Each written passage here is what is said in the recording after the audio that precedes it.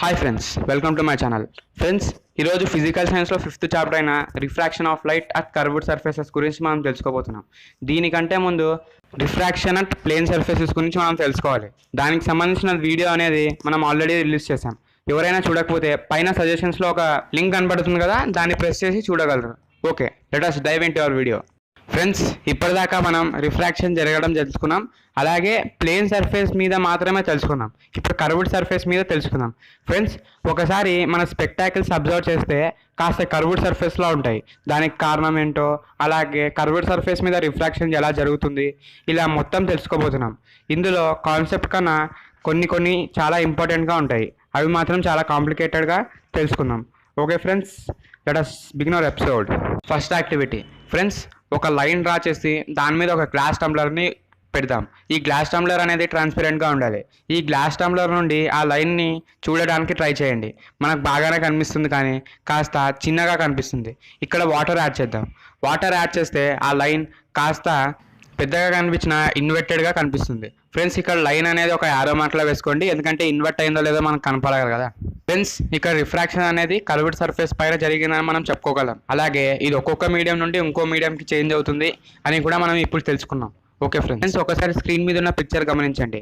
ఆ సర్ఫేస్ మీద light race పడగానే అవి మళ్ళీ పక్కకు వెళ్ళిపోతున్నాయి. కానీ ఆ రేస్ అన్నిటిని మనం ఎక్స్టెండ్ చేస్తే సి అనే పాయింట్ దగ్గర మర్జ్ అవుతున్నాయి. ఇక్కడ సి అంటే సెంటర్ ఆఫ్ కర్వేచర్. ఆ లైనే principal of axis. Centre of curved సర్ఫేస్ని పోల్ అంటారు. అలాగే the line that joins the centre of curvature and the pole is called principal axis. అంటే ఈ రెండింటిని జాయిన్ చేసేదాన్ని ప్రిన్సిపల్ యాక్సిస్ అంటారు. ఫ్రెండ్స్, ఇప్పుడు ప్రిన్సిపల్ యాక్సిస్ గురించి, సెంటర్ ఆఫ్ కర్వేచర్ గురించి మనం తెలుసుకున్నాం కదా. ఈ ప్రిన్సిపల్ యాక్సిస్ నుండి అలాగే సెంటర్ ఆఫ్ కర్వేచర్ నుండి ఒక లైట్ పాస్ అయితే అది మళ్ళీ ఏ యాంగిల్తో మళ్ళీ రివర్స్ రాదు. ఎందుకంటే అక్కడ మనం చెప్పుకోవాలంటే జీరో డీవియేషన్, అంటే డీవియేషన్ ఉండదు అన్నమాట. సరే, ఇప్పుడు లైట్ రేస్ అనేవి దానికి ప్యారలల్గా పంపిద్దాం, ప్రిన్సిపల్ యాక్సిస్కి ప్యారలల్గా. అప్పుడు ఏమవుతుందో మనం చూద్దాం. మీరు ఫిగర్స్ అబ్జర్వ్ చేస్తే మీకు తెలుస్తుంది. ఫ్రెండ్స్, ఫిగర్ 4A చూద్దాం. లైట్ రే పడగానే ఆ సర్ఫేస్ అనేది మళ్ళీ బయటికి వెళ్ళిపోతుంది. దాన్ని మనం డ్రాగ్ చేస్తూ చూస్తే సికి కాస్త పక్కన ఆబ్జెక్ట్ అనేది ఫామ్ అవుతుంది. అలా అన్నమాట. నెక్స్ట్, ఇక్కడ రేరర్ మీడియం నుండి డెన్సర్ మీడియంకి వెళ్ళింది. 4Bలో డెన్సర్ మీడియం నుండి రేరర్ కనుక్కుందాం. ఇక్కడ బ్లాక్ కలర్లో కాస్త షేడ్ చేస్తున్నారు కదా, అది డెన్సర్ మీడియం. బయట వైట్ కలర్లో ఉండేది రేరర్ మీడియం. అలా అన్నమాట. ఇప్పుడు డెన్సర్ టు రేరర్ అయితే అది అది మళ్ళీ ఎమిట్ అయింది, కానీ ఇక్కడ ప్రిన్సిపల్ యాక్సిస్కి టచ్ కాకుండా బయటికి వెళ్ళిపోయింది. అలా అన్నమాట. ఇప్పుడు 4C. ఇక్కడ మనం కాన్వెక్స్ గురించి తెలుసుకున్నాం, ఇక్కడ కాన్కేవ్ గురించి తెలుసుకోబోతున్నాం. అలా అన్నమాట. ఇప్పుడు డెన్సర్ టు రేరర్, షేడ్ అయింది డెన్సర్ అనుకున్నాం కదా, టచ్ అవ్వగానే అది బయటికి వెళ్ళిపోయింది. మళ్ళీ డ్రాగ్ చేస్తే ఇమేజ్ అనేది ఫామ్ అవుతుంది. మరి 4D కూడా అలానే. ఇక్కడ మనం గమనిస్తే 4B అలాగే 4D అనేది ప్రిన్సిపల్ యాక్సిస్కి టచ్ కాకుండా బయటికి వెళ్ళిపోయినాయి. ఇప్పుడు మనం ఫోకల్ పాయింట్ గురించి తెలుసుకోబోతున్నాం. The point where refracted ray intersect the principal axis is called focal point. అంటే రిఫ్రాక్ట్ అయిన రే అనేది ప్రిన్సిపల్ యాక్సిస్ మీద ఏ స్పాట్ దగ్గర అయితే ఇంటర్సెక్ట్ అవుతుందో దాన్నే ఫోకల్ పాయింట్ అంటారు. అలా అన్నమాట. ఫ్రెండ్స్, ఇక్కడ డెరివేషన్ ఇచ్చారు. Image formation derivation of curved surface formula. Friends, ఇది నాకన్నా మీ టీచర్సే బాగా ఎక్స్ప్లెయిన్ చేయగలరు. సో మనం నెక్స్ట్ టాపిక్కి వెళ్ళిపోతున్నాం.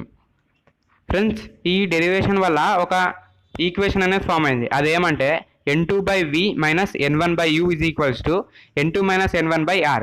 ఇది కర్వ్డ్ సర్ఫేస్లో ఒక ఫార్ములా అనమాట. అదే దేనికి? Refraction of light at curved సర్ఫేసెస్కి. అదే ప్లేన్ సర్ఫేసెస్కి n2/v is equals to n1/u అవుతుంది. ఎందుకంటే ఇక్కడ ఈజ్ ఈక్వల్స్ టు దగ్గర n2 మైనస్ n1/r ఉంది కదా. ఎందుకంటే ఇక్కడ r వాల్యూ ఉంది కదా, ఆ r వాల్యూ అనేది ప్లేన్ సర్ఫేసెస్లో ఇన్ఫినిటీకి చేరుతుంది అనమాట. 1/∞, అంటే ఇన్ఫినిటీలో లీస్ట్ ఒక పార్ట్, అంటే 0 అవుతుంది అనమాట. 1/∞ 0 అని గుర్తుపెట్టుకోండి. సో టోటల్కి n2 మైనస్ n1/r అనేది 0 అవుతుంది. n1/uని మనం ఆ సైడ్ సెండ్ చేసుకుంటే n1/u is equals to n2/v అనేది ఫామ్ అవుతుంది. ఇది ప్లేన్ సర్ఫేసెస్లో. కర్వ్డ్ సర్ఫేసెస్లో మనం ముందు చెప్పుకున్నాం కదా, అలా అవుతుంది అన్నమాట. ఫ్రెండ్స్, ఇక్కడ ఎగ్జాంపుల్ 1 గురించి మనం మాట్లాడుకుందాం. ఒక వేల్ అనేది వాటర్లో ఉందనుకుందాం. ఫిష్ కానీ వేల్ కానీ ఏదైనా కానీ. పైన నుండి ఒక ఈగల్ దాన్ని పట్టుకునే వచ్చే టైంలో దానికి అది ఎలా కనిపిస్తుందో మనం తెలుసుకుందాం. ఫ్రెండ్స్, ఇక్కడ వాటర్ సర్ఫేస్ అనేది చాలా ప్లేన్గా ఉన్నాయి, కర్వ్డ్గా లేవు. సో ఇక్కడ రిఫ్రాక్షన్ అట్ ప్లేన్ సర్ఫేస్ జరుగుతుందన్నమాట. ఈ ఫిష్కి అది ఇంకా చాలా దూరంలో ఉందిలే అన్న ఫీల్ కలుగుతుంది, లేకపోతే అది చాలా దగ్గరగా ఉంది అన్నట్టు కనిపిస్తుంది అది ఉన్న పొజిషన్తో పోలిస్తే. తర్వాత అది చాలా ఫాస్ట్గా వస్తుంది అన్న ఫీల్ కలుగుతుంది, లేకపోతే అది ఫాస్ట్గా వస్తుందా స్లోగా వస్తుంది అన్న ఫీల్ కలుగుతుంది. అలా అన్నమాట. దీనికి ఎక్స్ప్లెనేషన్ కూడా ఇచ్చారు. ప్లేన్ సర్ఫేసెస్లో మనం ముందే తెలుసుకున్నాం, అదేమంటే n1/u = n2/v అని. ఈ ఫార్ములానే ఇక్కడ యూజ్ అవుతుందంట. అది ఎలాగంటే ఇక్కడ n1 అంటే రిఫ్రాక్టివ్ ఇండెక్స్ ఆఫ్ వాటర్ అంటే 1, n2 అంటే water body. Refractive index of water body మనం కనుక్కోవచ్చు, కానీ ఆ వాటర్ అనేది దాని ఫ్రెష్నెస్ బట్టి, అలాగే సాల్ట్స్తో మిక్సప్ అయిన బట్టి అదంతా ఉంటుంది కాబట్టి దీని ఒక వేరియబుల్లా తీసుకున్నాం, అదే n. తర్వాత u అంటే -x తీసుకున్నాం, v అంటే -y తీసుకున్నాం. దీన్ని మనం ఆ ఫార్ములా n2/v = n1/uలో సబ్స్టిట్యూట్ చేస్తే y = nx అనే వస్తుందన్నమాట. ఇక్కడ n అనేది 1 కంటే ఎక్కువ ఉంటుందని మనం ముందే తెలుసుకున్నాం. సో y = n × x కాబట్టి xతో పోలిస్తే y కన్నా చాలా ఎక్కువగానే ఉంటుంది, అలా అన్నమాట. సో ఆ రీజన్స్కి ఇది దీని ఎక్స్ప్లెనేషన్ అని వాళ్ళు ఇచ్చారు. ఇక్కడ రిఫ్రాక్షన్ అట్ ప్లేన్ సర్ఫేసెస్ జరుగుతుంది, అది గుర్తుపెట్టుకోండి. ఫార్ములా కూడా గుర్తుంటుంది కదా. ఓకే, ఇప్పుడు మనం సెకండ్ ఎగ్జాంపుల్ గురించి తెలుసుకోబోతున్నాం. అదేమంటే వాళ్ళ క్వశ్చన్లో ఏమడిగారంటే ప్రిన్సిపల్ యాక్సిస్ మీద ఒక ఆబ్జెక్ట్ పెట్టాలి, దానికి కాస్త డిస్టెన్స్లో మనం స్పియర్ని ప్లేస్ చేస్తే ఇంకొక సైడ్ అదే డిస్టెన్స్లో రియల్ ఇమేజ్ని ఫామ్ చేయాలంటే మనం పెట్టిన ఆబ్జెక్ట్ని ఎక్కడ ప్లేస్ చేయాలి అని వాళ్ళు క్వశ్చన్లో అడిగారు. దీనికి కూడా మనం ఇక్కడ కర్వ్డ్ సర్ఫేస్ ఫ్రెండ్స్ స్పియర్ అంటే, సో ఫార్ములా అనేది ముందు ఎగ్జాంపుల్తో పోలిస్తే చేంజ్ అవుతుంది. ఇక్కడ n2/v - n1/u = n2 - n1/r. ఇక్కడ ఒక్కొక్క వాల్యూ గురించి మనం తెలుసుకోబోతున్నాం. n అంటే n1 అంటే రిఫ్రాక్టివ్ ఇండెక్స్ ఆఫ్ ఎయిర్ కాబట్టి 1, n2 అంటే స్పియర్, అది మనకు తెలియదు, ఒక కాన్స్టెంట్ n అని అనుకున్నాం. తర్వాత v అంటే ఇన్ఫినిటీ అనుకుందాం, డిస్టెన్స్ కదా, అది longest distance. Okay, u = -x. u value అనేది ఎప్పుడు మైనస్లోనే తీసుకోవాలి, మనం కనుక్కునేది కూడా అదే కాబట్టి xతో మనం దాన్ని డినోట్ చేసుకుందాం. ఇప్పుడు ఫార్ములాలో సబ్స్టిట్యూట్ చేస్తే x = r/n-1 అనేది ఫామ్ అవుతుంది, అలా అన్నమాట. సో ఆబ్జెక్ట్ అనేది ఫస్ట్ సర్ఫేస్ నుండి r/n-1 డిస్టెన్స్లో ఉండాలని మనం ఇప్పుడు తెలుసుకోవాలి. సింపుల్గా క్వశ్చన్ ఏం లేదు, మనం ఒక ఆబ్జెక్ట్ని ప్రిన్సిపల్ యాక్సిస్ మీద ప్లేస్ చేయాలి. స్పియర్ నుండి అది ఎంత డిస్టెన్స్ ఉంటుందో ఇమేజ్ ఫామ్ అవుతుంది కదా, అది కూడా ప్రిన్సిపల్ యాక్సిస్కి మీదే ఉండాలి, రియల్గా ఉండాలి, స్పియర్ నుండి అంతే డిస్టెన్స్లో ఉండాలి. ఎక్కడ పెట్టాలి ఏమని వాళ్ళు అడిగారు, అంతే. సరే, ఎగ్జాంపుల్ 1, 2 తెలుసుకున్నాం కదా ఫ్రెండ్స్. ఎగ్జాంపుల్ 3 గురించి మనం ఇప్పుడు తెలుసుకుందాం. ఒక ట్రాన్స్పరెంట్ గ్లాస్ స్పియర్ మధ్యలో సెంటర్ ఆఫ్ కర్వేచర్ దగ్గర ఒక స్పాట్ అనేది బ్లాక్ కలర్తో ఉంది. ఆ స్పాట్ అనేది బయట నుండి చూసే వాళ్ళకు బ్లాక్ కలర్లోనే కనిపిస్తుందా, లేకపోతే దాని షేప్ అనేది స్పియర్లోనే ఉంటుందా, రౌండ్గా ఉంటుందా, ఎలాగా అనేది వాళ్ళు క్వశ్చన్ అడిగారు. అంటే ఇక్కడ రిఫ్రాక్షన్ జరిగి దాని థిక్నెస్ కానీ రేడియస్ కానీ ఏమైనా చేంజ్ వస్తుందా అని వాళ్ళ డౌట్. అది ఎలాగో మనం ఫార్ములా ఉంది కదా, n2/v - n1/u = n2 - n1/r. ఇక్కడ ప్లేన్ సర్ఫేసెసా కర్వ్డ్ సర్ఫేసెసా అని మనం గెస్ చేస్తే చాలు. మరి రిఫ్రాక్టివ్ ఇండెక్స్ ఆఫ్ గ్లాస్ని n అనుకుంటాం, ఎయిర్ని 1 అనుకుంటాం. సో మనం ఫార్ములాలో సబ్స్టిట్యూట్ చేస్తే ఇమేజ్ డిస్టెన్స్ వచ్చేసి v = -r, అంటే ఆ డాట్ నుండి స్పియర్కి ఉన్న డిస్టెన్స్ వచ్చేసి -r వస్తుంది అని వాళ్ళు చెప్తున్నారు. ఇక్కడ r అంటే రేడియస్ ఆఫ్ కర్వేచర్. సరే, ఇప్పుడు మనం డిఫరెంట్ టైప్స్ ఆఫ్ లెన్సెస్ గురించి తెలుసుకోబోతున్నాం. ఇంతవరకు మనం స్పియర్ మాట్లాడుకున్నాం కదా, ఈ స్పియర్లో కట్ చేస్తే వచ్చే పార్ట్సే ఈ లెన్సెస్. ఈ లెన్స్ అనేది ట్రాన్స్పరెంట్ మెటీరియల్. ఈ ట్రాన్స్పరెంట్ మెటీరియల్ అనేది 2 సర్ఫేసెస్తో కవర్ అయి ఉంటుంది. అందులో ఒకటైనా లేకపోతే 2 స్పెరికల్ షేప్లో ఉంటాయి.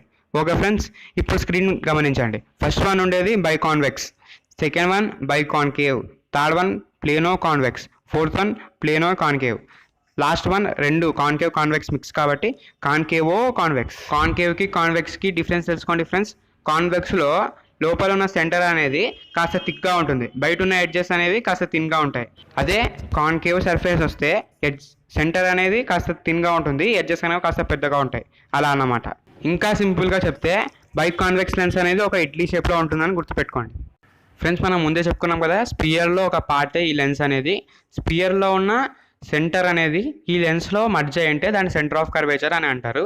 ఈ సెంటర్ ఆఫ్ కర్వేచర్ అనేది ఒకటంటే సితో రిప్రజెంట్ చేస్తాం, 2 ఉంటే C1 C2తో రిప్రజెంట్ చేస్తాం. ఈ పోల్కి సెంటర్ ఆఫ్ కర్వేచర్కి ఉన్న డిస్టెన్స్నే మనం ఏమంటామంటే రేడియస్ ఆఫ్ కర్వేచర్ అంటాము. ఈ రేడియస్ ఆఫ్ కర్వేచర్ కూడా C1 C2 ఉంటే 2 అవుతాయి, దాన్ని R1 R2గా రిప్రజెంట్ చేస్తాం. Okay friends, next focal length of the lens. ఇప్పుడు బైకాన్వెక్స్, బైకాన్కేవో కాన్వెక్స్ ఇవన్నీ మనం తెలుసుకున్నాం కదా. దీని గుండా లైట్ పాస్ అయితే అది ఎక్కడ ఇమేజ్ని ఎక్కడ ఆబ్జెక్ట్ని చూపిస్తుందో మనం ఇప్పుడు తెలుసుకోబోతున్నాం. ఫస్ట్ 8A ఫిగర్ 18 గమనించండి ఫ్రెండ్స్ స్క్రీన్ మీద. అక్కడ ఒక డిస్టెన్స్ ఎక్కడి నుంచో లైట్ రేస్ అనేవి వస్తున్నాయి, ఒక పాయింట్ నుంచి అని మనం చెప్పలేం, ఆ డిస్టెన్స్నే ఇన్ఫినిటీ అనుకుందాం. అవి మొత్తం వచ్చి ఇక్కడ ఇడ్లీ షేప్లో ఉంటే బై కాన్వెక్స్ అనుకున్నాం కదా, బై కాన్వెక్స్ సర్ఫేస్ మీద టచ్ అయినాయి. అవన్నీ మరి టచ్ అయిన తర్వాత రిఫ్రాక్ట్ అయ్యి మనం ఫోకల్ పాయింట్ దగ్గర అవన్నీ మర్జ్ అయిపోయాయి, అలా అన్నమాట. సో ఇన్ఫినిటీ డిస్టెన్స్ నుంచి వస్తుంటే ఆ పాయింట్స్ మొత్తం ఎఫ్ దగ్గర ఇమేజ్ ఫామ్ చేస్తాయి. సో దీన్ని బట్టి మనం ఏం గమనించామంటే లైట్ రేస్ అనేవి బై కాన్వెక్స్ లెన్స్ మీద పడగానే ఇన్ఫినిటీ డిస్టెన్స్ నుండి వచ్చేవి ఫోకస్ దగ్గర మర్జ్ అయ్యి ఇమేజ్ అనేది ఫామ్ అవుతుంది. ఫ్రెండ్స్ ఆ పిక్చర్లో గమనిస్తే ఎఫ్ దగ్గర అన్ని పాయింట్స్ మర్జ్ అయిపోయి చిన్న డాట్గా ఫామ్ అయింది, అంటే ఒక పాయింట్గా. సో ఇమేజ్ అనేది పాయింట్ సైడ్లో ఉంటుంది. ఇక్కడ బై కాన్వెక్స్ లెన్స్ యూస్ చేసాం కాబట్టి రియల్లో ఉంటుంది, అంటే real inverted point sized image అనేది ఫామ్ అవుతుంది. ఓకే ఫ్రెండ్స్, ఇప్పుడు మనం బై కాన్వెక్స్లో ఏం జరుగుతుందో తెలుసుకున్నాం కదా, ఇన్ఫినిటీ నుంచి వస్తే. ఇప్పుడు బై కాన్కేవ్లో ఏం జరుగుతుందో తెలుసుకున్నాం. బై కాన్కేవ్లో లైట్ రేస్ అనేవి ఇన్ఫినిటీ డిస్టెన్స్ నుంచి వస్తున్నాయి అనుకుందాం.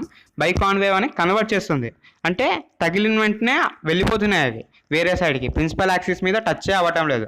మనం ముందే ఎగ్జాంపుల్ చెప్పుకున్నాం కదా, ప్రిన్సిపల్ యాక్సిస్ టచ్ కాలేదు, second one and fourth one అని, అలా అనమాట.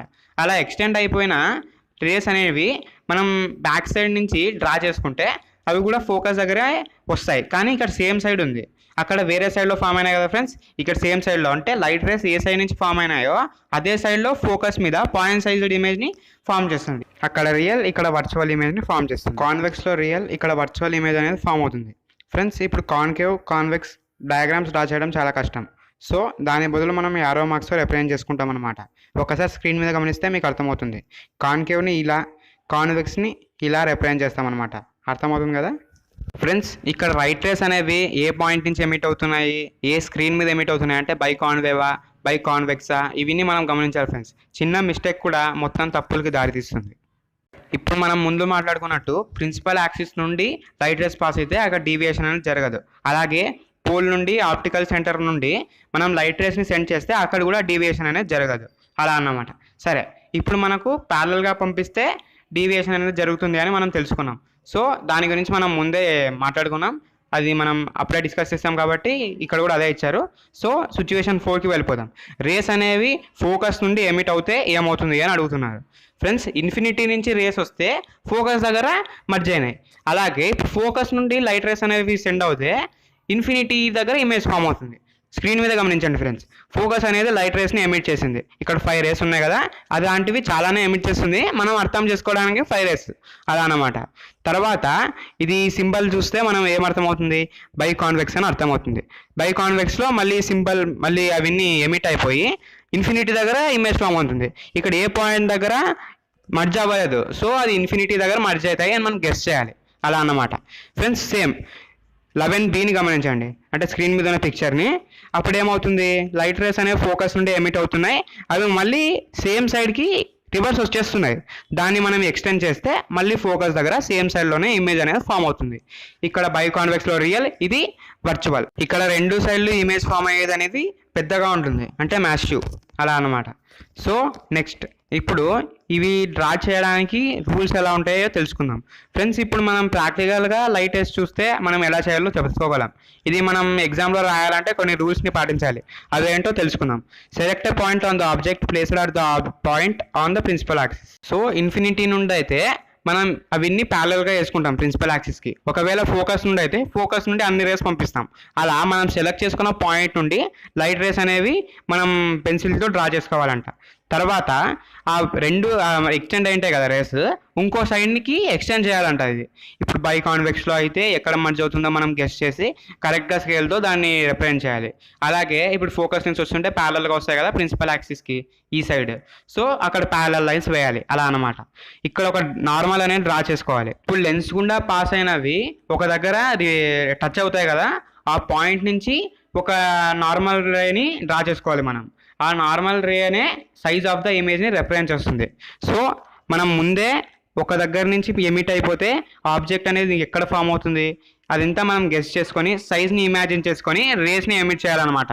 ఓకే ఫ్రెండ్స్, ఇప్పటిదాకా మనం 3/4 పార్ట్ ఆఫ్ లెసన్ ఫినిష్ చేసేసాం.